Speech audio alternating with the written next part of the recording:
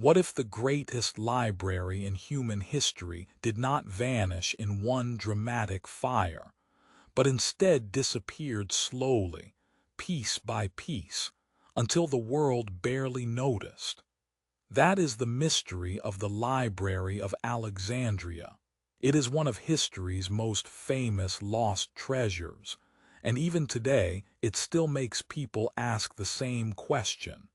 How could so much knowledge simply be gone? To understand why this matters, you have to picture the ancient world. Before the internet, before printing, before even books as we know them, knowledge was fragile. If a scroll burned, it could be lost forever. If a city fell, its records could disappear with it. In that world, Alexandria in Egypt became something extraordinary, a place where rulers dreamed of collecting all human knowledge in one city. Alexandria was founded by Alexander the Great, but the library itself grew under the rulers who came after him, especially the Ptolemaic kings of Egypt.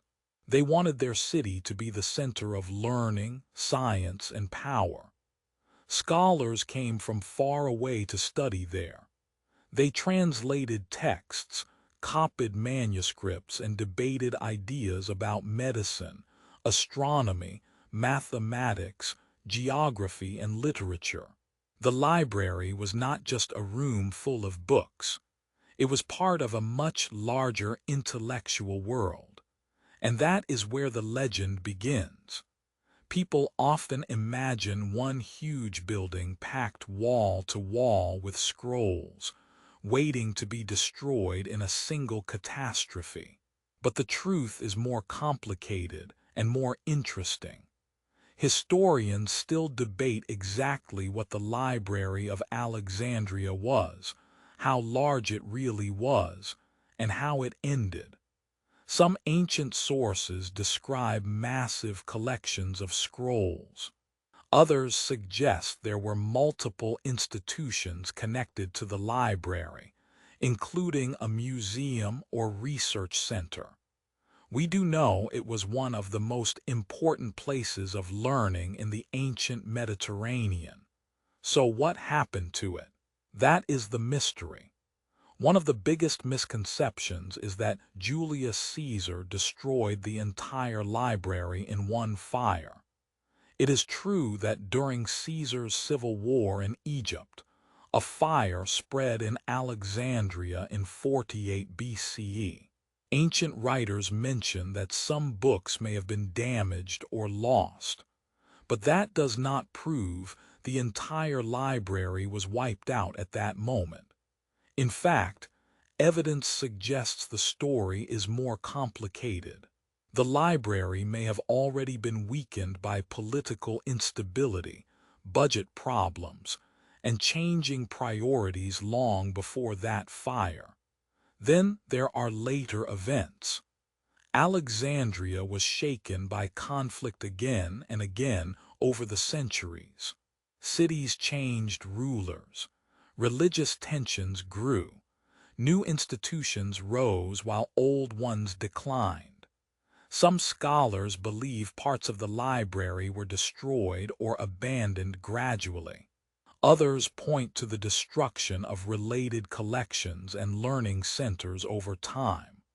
By the late ancient period, the famous intellectual world of Alexandria had clearly faded.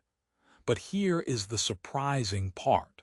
Even if the library did not vanish in one instant, its loss may have been even more tragic because it happened slowly. A sudden disaster gives us a clear villain. A slow decline is harder to blame, but it may destroy more than fire ever could. Scrolls decay, knowledge is copied less often, teachers move away, patronage ends. What was once carefully preserved becomes forgotten, and that is what makes the library so haunting. We do not just mourn a building, we mourn what might have been inside it. Think about it. Ancient scholars in Alexandria may have studied works that no longer survive anywhere else. Some of the greatest writings of the ancient world were lost over time, including histories, scientific observations, plays, and philosophical texts. We know some of these works existed only because later writers quoted them or mentioned them. That means the library may have held voices from the past that now exist only as echoes. There is one more twist. The Library of Alexandria became a symbol bigger than itself. Over time, people turned it into a legend about lost wisdom, lost science, and lost civilization. That is why so many dramatic stories grew around it. Some are based on real events, but others were exaggerated far beyond the evidence. The truth is more human and, in a way, more unsettling. The greatest library in the ancient world was not erased by magic or mystery. It was vulnerable to the same forces that still threaten knowledge today: war, neglect, politics, and time. So what do historians actually agree on? They agree that Alexandria was a major center of scholarship. They agree that important collections of texts existed there. They agree that the city suffered repeated damage and decline. But they do not agree on a single exact moment when the entire library was destroyed, because the evidence does not support such a simple story. The most honest answer is that the library likely declined through a series of losses, not one spectacular ending. That may be less dramatic than the legend, but it is also more real. And maybe that is the biggest revelation of all. The Library of Alexandria reminds us that knowledge is never permanent unless people fight to preserve it.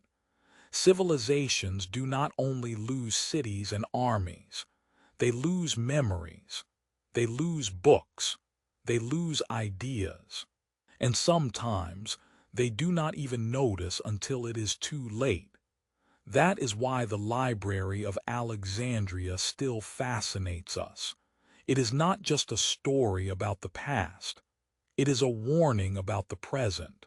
In a world where information can be copied instantly, it is easy to forget how fragile knowledge once was. But ancient Alexandria shows us that even the brightest center of learning can fade if no one protects it. So the next time you hear about the lost Library of Alexandria, remember this: the mystery is not only what was destroyed. The mystery is how much humanity may have lost without ever knowing it. And that is why this ancient story still feels so powerful today.